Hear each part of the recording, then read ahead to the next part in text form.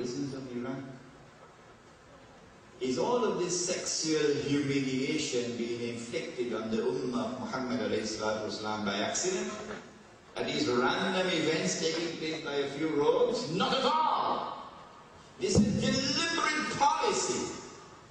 We thought that the Muslims would have woken up when we attacked Afghanistan, but they did not.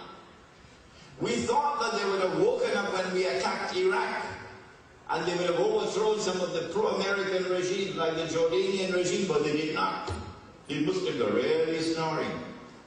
So we've got to do something more to really get them vexed. That's why the sexual humiliations of the prisons of Iraq. That's why they were parading naked prostitutes before our people in Guantanamo. This booklet in your hand has an appendix at the back, which comes from one of the inmates who was released from Guantanamo. And because he was a British national, he was a black Jamaican, incidentally. A black Jamaican who converted to Islam. He was able to tell the story about Guantanamo. Read that story at the back of this. I don't think the Express will publish it. And you'll see, this is not a random, accidental policy. This is by design. Its purpose is to try to get the Muslim world to wake up, overthrow some of the pro-American regimes, get some Muslims so mad that they will now become terrorists. Can we manufacture some terrorists among these Muslims, get them so mad, lead them to acts of terrorism? It is when these things occur, when the world can see that yes, there is some danger, some threat from the world of Islam now, that Israel will have what Israel will present as casus belli.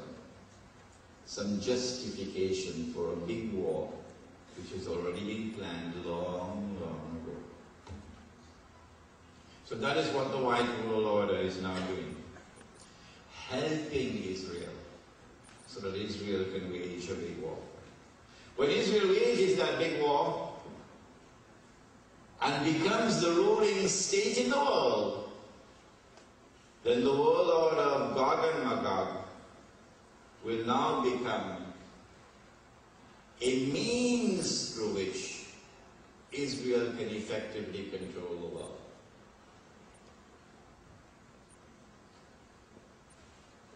But Israel will rule the world for a day which is like a week.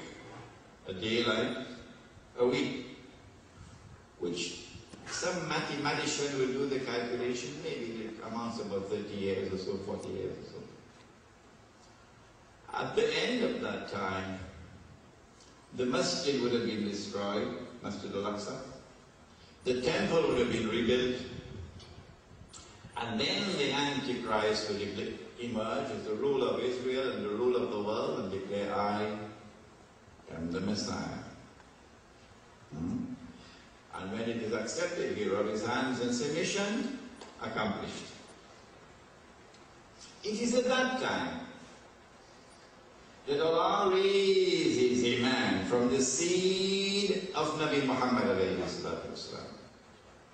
And he's known as the Imam al-Mahdi. And with him, Darul Islam is restored, and we have that subject in this series of lectures. Imam al-Mahdi and the return of the Caliphate, that is one of our topics. When Darul Islam is restored in the Arabian Peninsula, that is goodbye. Goodbye to the American Kingdom of Saudi Arabia. Back into the garbage bin from where it came out in the first place. But when Darul Islam is restored in the Arabian Peninsula, Imam al-Mahdi, that is the most significant, real and tangible threat to the state of Israel. And so the Antichrist attacks. The Prophet said that the attack would come from the east. He pointed 20 times to the east. East of Medina is not Japan, something closer. He said that the Antichrist will ride on a donkey. Remember the last lecture? The donkey will travel as fast as the clouds. The donkey will have his ears stretched out wide. And so therefore, when the Antichrist attacks, it's going to be fighter aircraft. East of Medina is the Saudi, used to be Saudi, now is the American Air Force base in Tehran. So it's an aerial attack. The angels guard Makkah and Medina, and the Prophet said that the attack will be diverted to Damascus. And that is where the confrontation takes place between the Antichrist and the Imam. The Antichrist and the Imam. It is at that time that the Son of Mary will come down with his hands resting on the wings of two angels at that time. When the Son of Mary comes down, then the Son of Mary, the true Messiah, kills the false Messiah.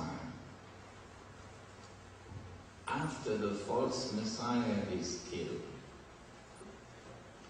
then Allah addresses the true Messiah and says to him, go up the mountain, which is a mountain in Jerusalem. The last wave of Gog and Magog are now released. And they surround the true Messiah, the Son of Mary. They shoot their arrows up into the sky. This is symbolic language. Don't ask me to explain it because I can't. But there is a young scholar of Islam who will come, maybe he's a baby now. 30 years from today he'll come and explain it to you, inshallah.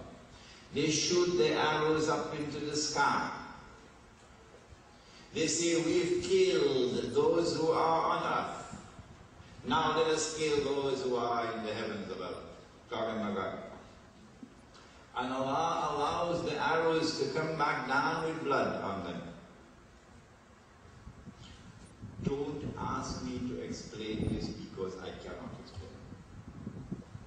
Events are going to unfold tomorrow which will help us to understand this.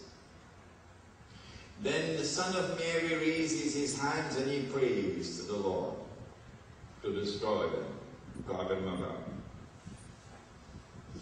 And then Allah sends a little creature, a little insect, which attacks them at the back of their neck. And all those who are Gog and Magog will all fall down. The rest of mankind, no, only Gog and Magog. They'll all fall down, paralyzed, and by next morning they'll be all dead. I thought maybe it's because of the